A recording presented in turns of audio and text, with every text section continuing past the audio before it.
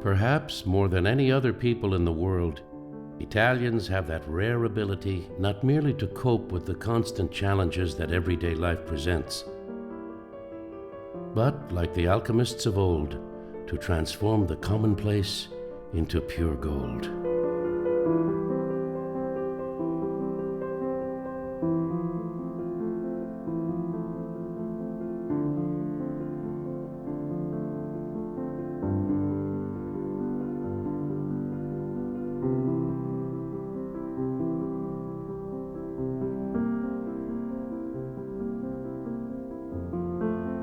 And so, since we can't all be Italians, why don't we try to see this land, this people, this culture in a new way, and attempt to discover the secrets of Italia?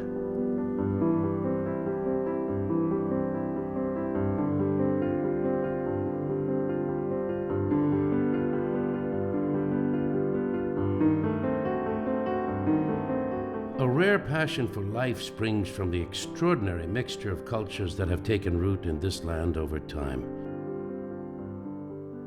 Greek, Etruscan and Roman, Phoenician, Moorish and early Christian. Only such a rich cultural mix could give the world this remarkable Italy.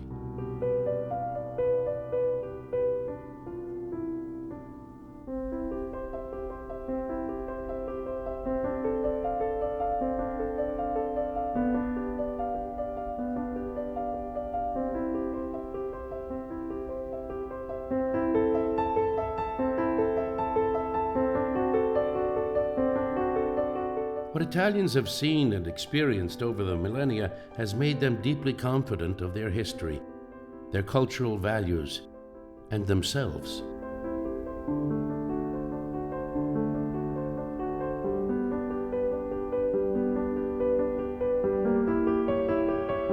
Which is why a famous Italian-American comes often to ancient Basilicata, his family's native region, to keep his rich cultural inheritance alive. We have a region of Italy that is still preserved, that is still authentic, that is still unpolluted, as you would, and I think eventually, and I hope that when people visit Basilicata, that they visit it to see and to enjoy what's here, but that they don't change it. It's my hope and my interest here in this beautiful city of town of Bernalda to help preserve it and to bring prosperity, hopefully, but a prosperity that lets the traditions continue.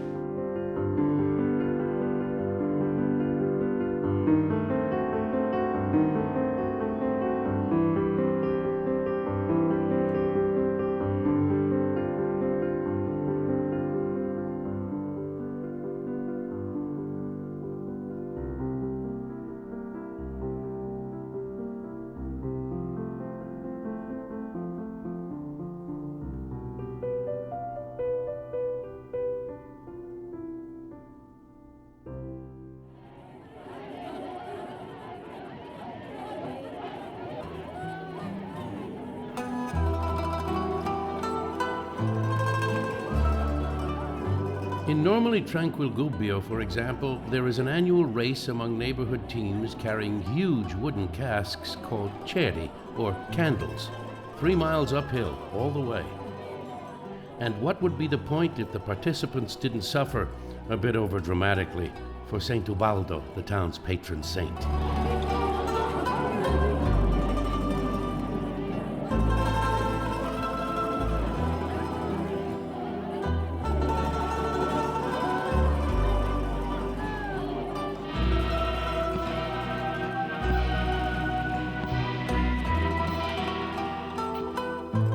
Religious passion is more restrained in Grado, in the Veneto region, where an effigy of the Virgin is paraded through the streets.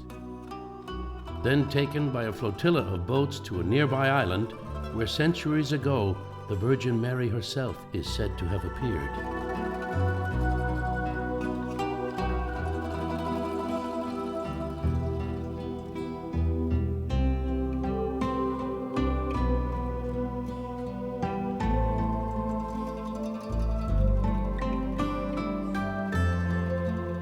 Don't be deceived by the aristocratic pageantry that takes place in Florence's ancient Piazza di Santa Croce.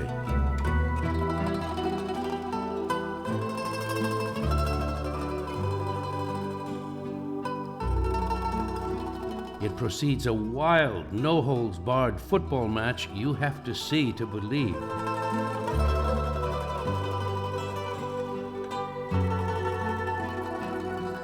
On this field, passion builds to full-blown rage. An Italian rage to live in the moment as intensely as possible. And when the rage has subsided, a wonderful Italian thing happens. Nemici become amici, because a hard-won mutual respect has been earned.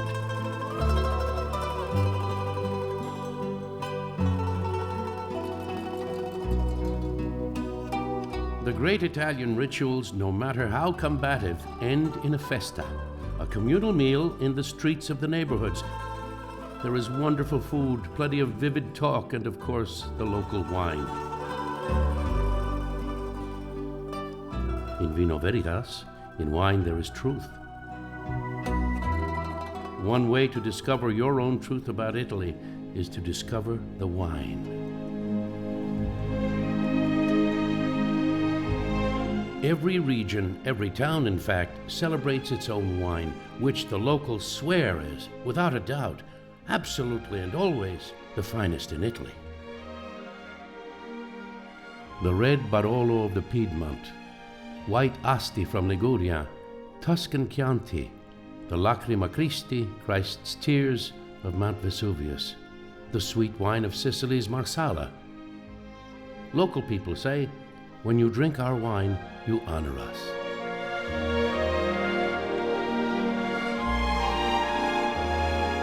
So when the uncles and the aunts, the bambini and cugini, the grandparents and the grandchildren touch glasses across a dinner table and say salute, it is really the touching of hearts.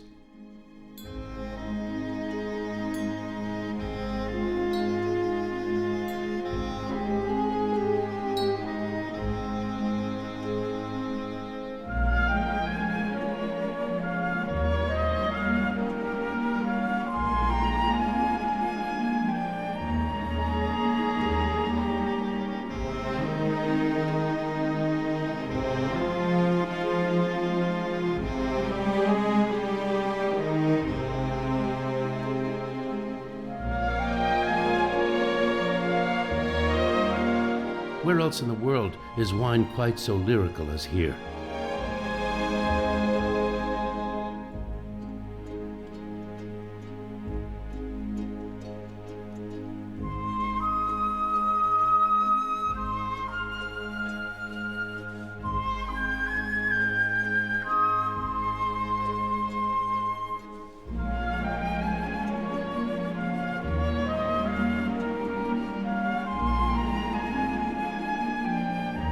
The important lesson is, food, wine, and conversation are simple things, but they hold a glorious truth when they are shared with others. They make ordinary life quite extraordinary.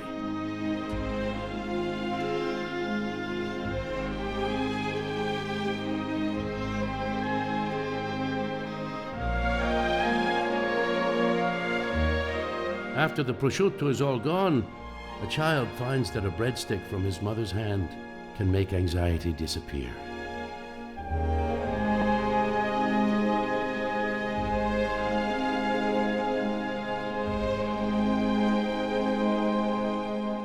That is why, in Italy, a table without food, drink, and emotionally voluble talk simply cannot be tolerated.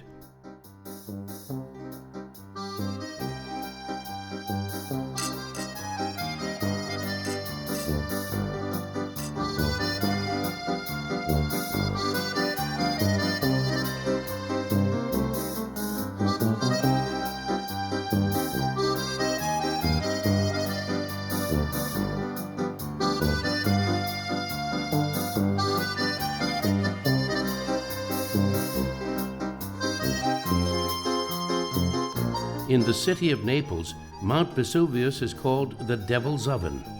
And over the century, it has baked the earth and, regrettably, a good number of Neapolitans as well.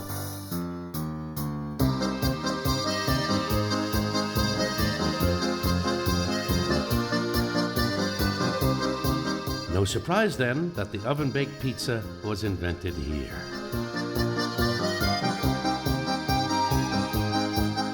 The secret of making a good pizza is not complicated, since purity and simplicity are the most important elements of Italian cuisine. Good flour and water, flavorful tomato sauce, and some fresh mozzarella. What could be better?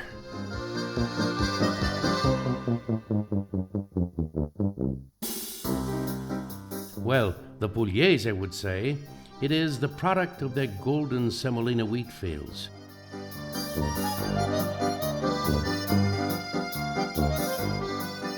Fresh pasta, al dente of course, in Sicilia topped with a simple tomato gravy, slowly simmered for an entire day.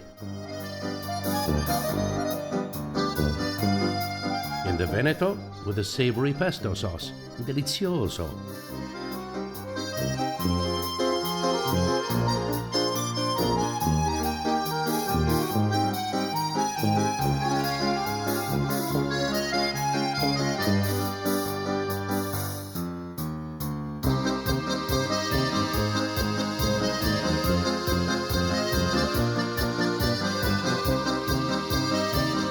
There's a lot we might want to discover in the Puglian town of Altamura. The name means high wall, but we have come for the bread, reputed to be the best in the Mezzogiorno, the burning land of the midday sun. The locals swear the bread tastes best only after it's aged for 10 days.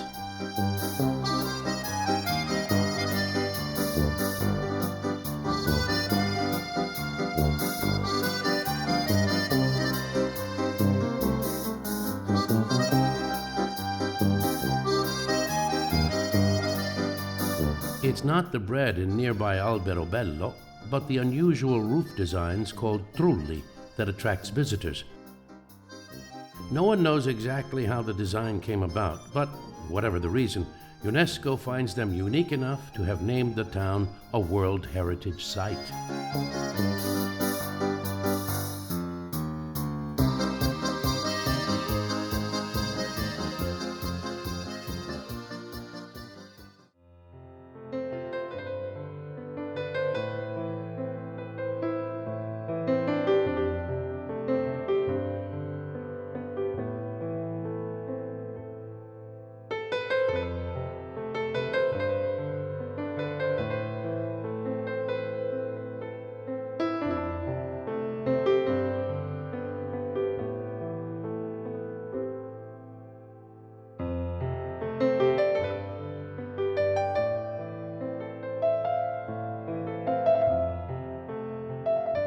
The sea all but surrounds this ancient land, from which Italian seafarers once discovered the cultural mysteries of foreign lands.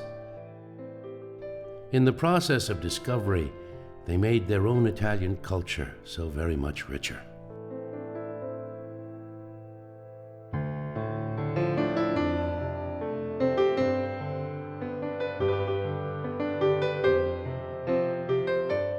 These days, Italian waters are fished rather than explored. The day's catch comes only with great effort.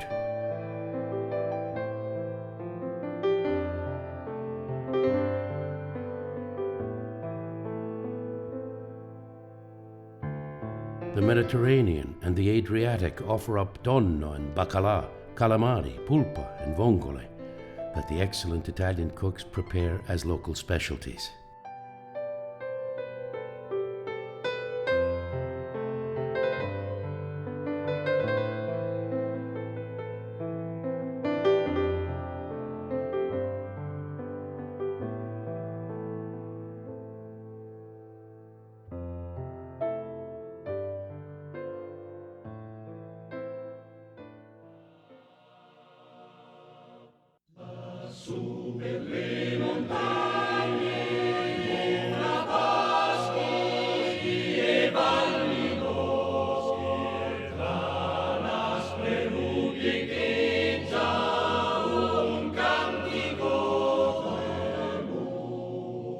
Even here, as far from the sea as one may go, in the Italian Alps of the far north, men take exceptional pride in where they live.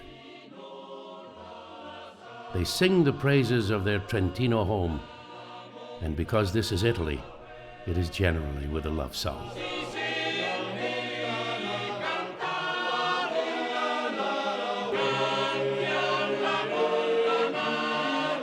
They sing of the daughter of the sun who falls in love with the dark prince of the night. The two were allowed to live only in the shadows, but if one looks hard enough, sometimes he may catch a glimpse of the lovers in the umbra of the towering peaks.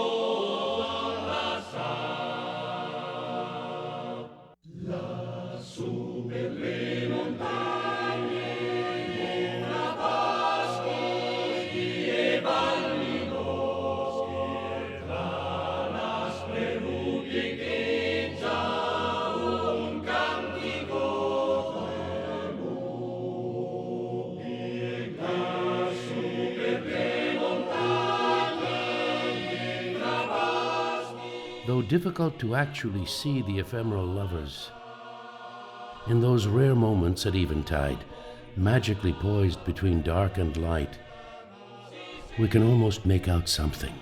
There, something.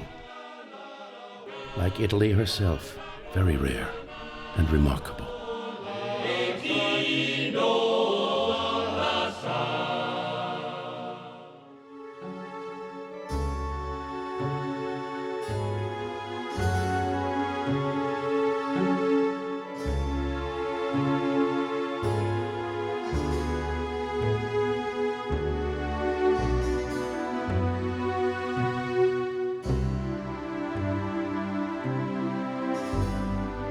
Up here, where Italy touches Austria and Switzerland and France, culture, food, and language begin to blend.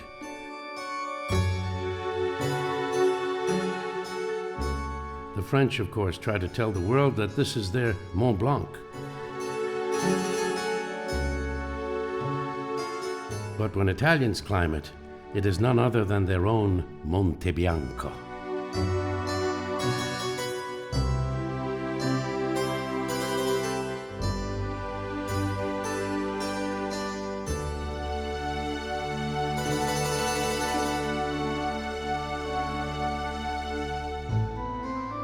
Many in the far north of Italy, with their blonde hair and blue eyes, certainly are not your typical Italian stereotype. But if you could see their souls instead of their quaint rustic chalets and sundials, you would know that they were profoundly Italian, only in a slightly different way.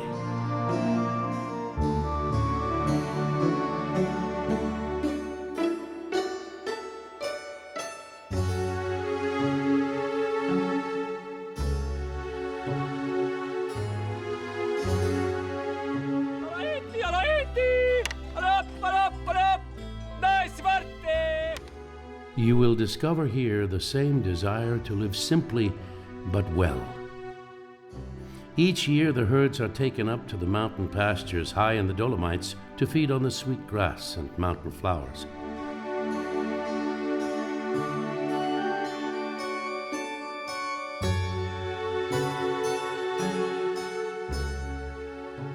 These Italian farmers make the very best and purest cheese in the world.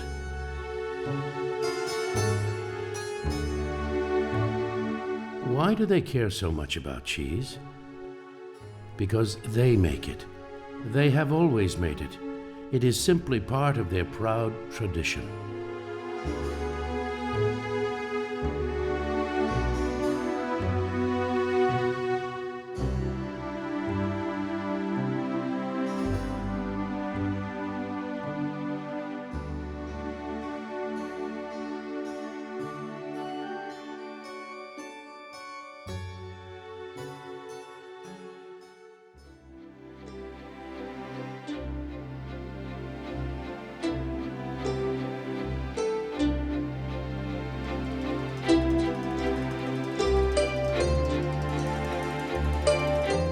Long before there were colorful hot air balloons in this part of Italy gliding on air currents over the mountain valleys, this was a medieval landscape. These same valleys were the sites of dangerous trade routes protected by ancient fortresses, around which entire fortified towns grew.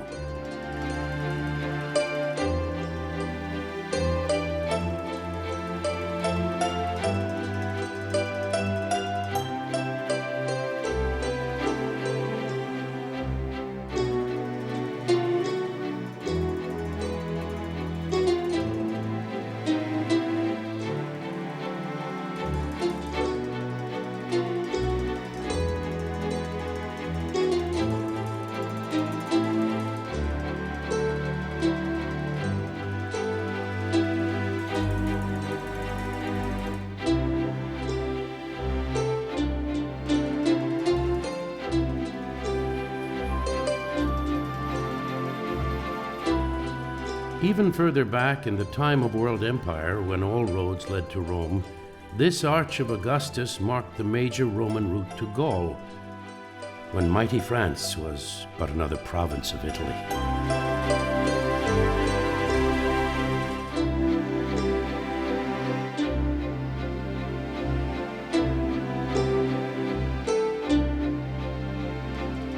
The remarkable construction here reminds us that Italian stoneworkers have built much of the old world and the new.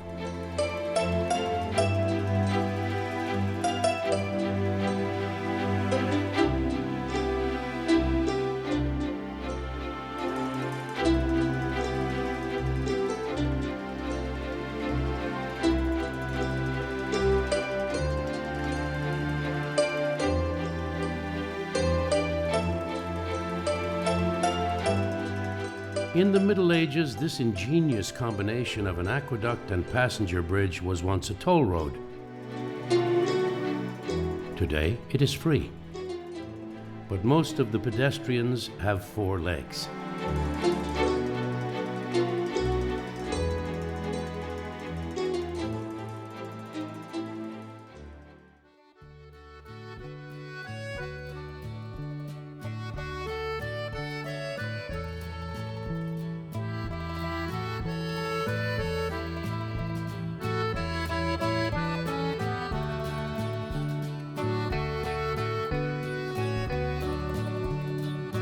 Hard work, of course, but ingenuity, too, is an Italian tradition.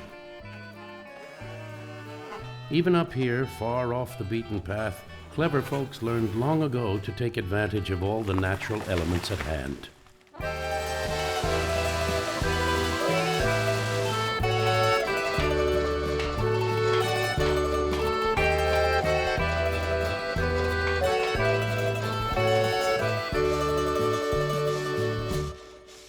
What would Archimedes, who was Sicilian, or Leonardo da Vinci in his Florentine workshop have thought about this old sawmill run completely on water power?